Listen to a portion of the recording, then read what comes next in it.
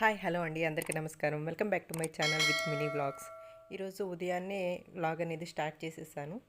Time వచ్చేసి 6:30 అయ్యింది. 6కి అలారం పెట్టుకుంటే అది ఆపుకొని లేచేసరికి 6:30 అలానే అవుతుందండి. ఫస్ట్ లేవగానే వచ్చి బయట ఊడ్చేస్తాను. చూడండి ఫాగ్ ఎలా ఉందో. చలికాలం కదా, ఇంకా తగ్గలేదన్నట్టు. శివరాత్రి వచ్చే వరకు ఇలాగే ఉంటుంది కదండి. ఫస్ట్ బయట ఊడ్చేసుకొని ఆ తర్వాత లోపల బెడ్రూమ్ నుంచి అంతా క్లీన్ చేసుకొని వస్తాను. ఎందుకంటే నేను లేవగానే మా వారు కూడా లేవరు కదా, అలాగే బయట క్లీన్ చేసుకొని వచ్చేసాను. అండ్ ఈరోజు తమ్నైల్లో ఇచ్చినట్టుగా నా యూట్యూబ్ ఎక్స్పీరియన్స్ని షేర్ చేసుకుందాం అనుకుంటున్నానండి. యాక్చువల్లీ సరిగా జరిగి ఉంటే అంతా జర్నీ అని చెప్పేదాన్ని. ఏం జరగలేదు కాబట్టే యూట్యూబ్ జర్నీ అని చెప్తున్నాను. ఏదో సాధించేద్దామని స్టార్ట్ అయితే చేసేసానండి. యూట్యూబ్ ఛానల్ 2020లో స్టార్ట్ చేశాను.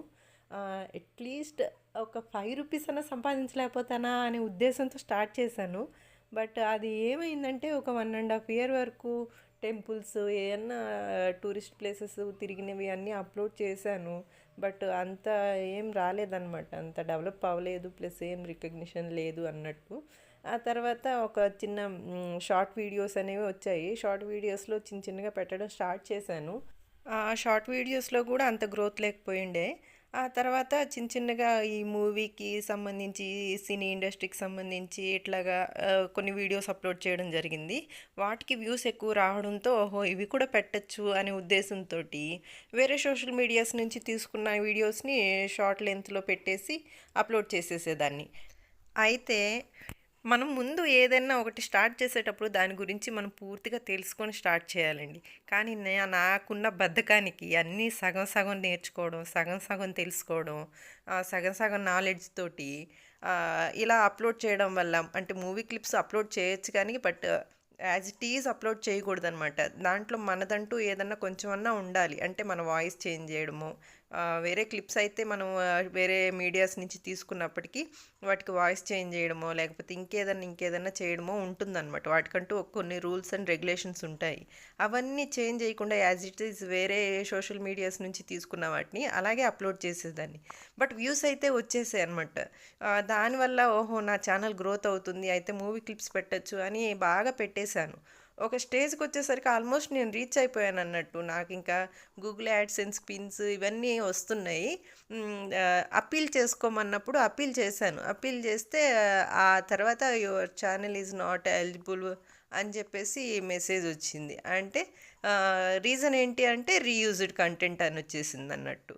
సో అక్కడ ఇంకా డీలా పడిపోయాను. ఇక వేస్ట్, నా ఛానల్ ఇక పనికిరాదు అని చెప్పేసి అంతటితో ఆప్ చేసేసి ఇంకా 1.5 ఇయర్ మళ్ళీ గ్యాప్ తీసేసుకున్నా. అంటే ఇంకా అప్లోడ్ చేయాలి, యూట్యూబ్ వైపు చూడాలి అనే ఆలోచన కూడా రాలేదు నాకు. ఇంకా ఎందుకు ఇంకా వేస్ట్, ఇంత కష్టపడ్డాను అంటే ఇంకా వేరే సోషల్ మీడియాస్ నుంచి తీసుకున్న వీడియోసే అన్నట్టు.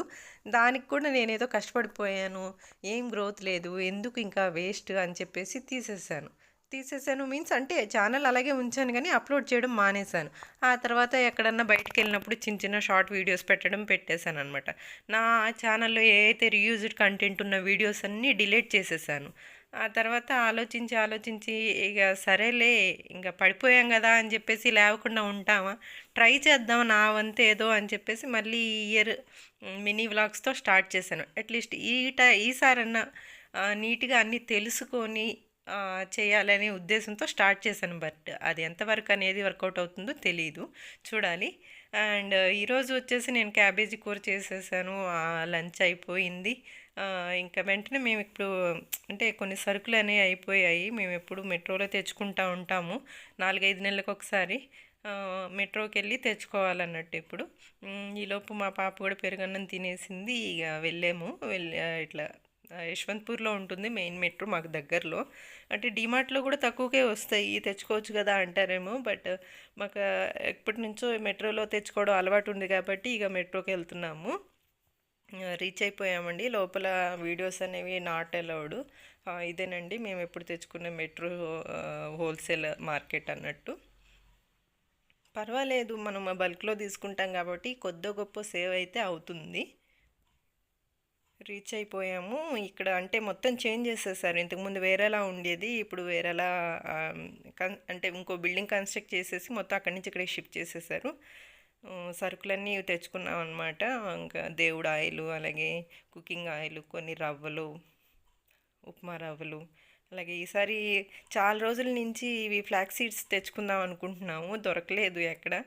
మెట్రోలో దొరికే తెచ్చుకున్నాము. అలాగే ఫిగ్ కూడా తెచ్చుకున్నాం అనమాట. డ్రై ఫ్రూట్స్ అంటే పాపకి బాక్స్కి పంపించడానికి వీక్లీ వన్స్ అట్లా డ్రై ఫ్రూట్స్ కూడా పంపిస్తుంటాను బాక్స్లో, బ్రేక్ఫాస్ట్ కింద. కూడా తెచ్చుకున్నాను. కాస్ట్ వచ్చేసి ఇవి 352 గ్రామ్స్ ఉన్నాయండి. 500 చేంజ్ పడింది. అలాగే బాడీ లోషన్స్ కూడా అక్కడ హోల్సేల్ కింద మనకి తక్కువ వస్తుంది అన్నట్టు. ఆల్మోస్ట్ 1500 రూపీస్ది మనకి 1200కి వచ్చింది. ఫేషియల్ క్రీమ్ కూడా తీసుకున్నాను. ఎప్పుడు సెబామెట్ ప్రోడక్ట్సే వాడతాను, ఈసారి బాడీ లోషన్ సెబామెట్ లేదు, అందుకని సెటాఫిల్ తీసుకొచ్చేసాను. అలాగే ఆయిల్ కూడా 10 kgs బాక్స్ ఒకటి తెచ్చేసుకుంటాను. అండ్ వాషింగ్ మిషన్ కోసం లిక్విడ్స్ తెచ్చుకున్నాను. And soft touch ocean breeze తెచ్చుకునేదాన్ని, ఈసారి కొంచెం మార్చాను అన్నట్టు, ఫ్రెంచ్ పెర్ఫ్యూమ్ తీసుకొచ్చాను.